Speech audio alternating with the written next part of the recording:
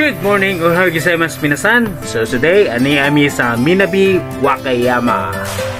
So sa pagliliin ako sa bintana guys, taob pa. Ako ning gyatang ano. So paghunas guys, nanuroy mi sa baybay o kanina ka-timing si Ninong, nakita siyang kugitan or octopus.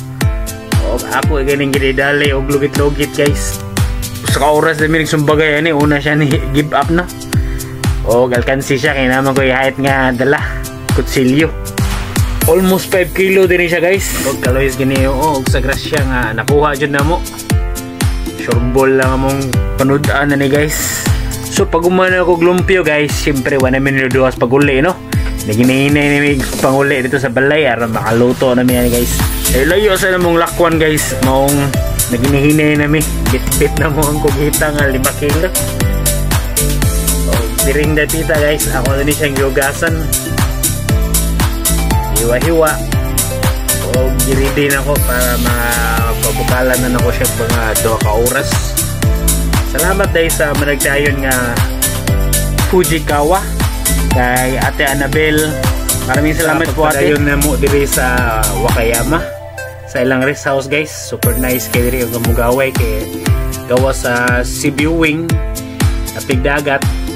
Super relaxing kaya. So ako ay galuto ni guys. Gusto sa hapon nga pabukalan lang siya mga 2 ka oras nga gamit ang sauce lang.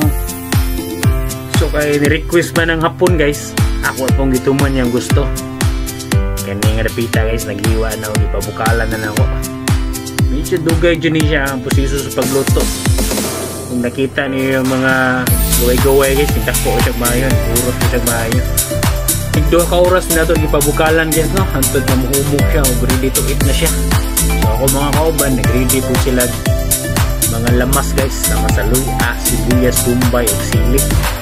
Ilang gidokdok o pipino guys. So ang damit ng mga sauce ni mao ang orange sauce. Ang the best kaya guys, lamit kayo. Lima kong kuwang. So dagan salamat sa pagtanaw. This is Joe the Best Buy. Alright.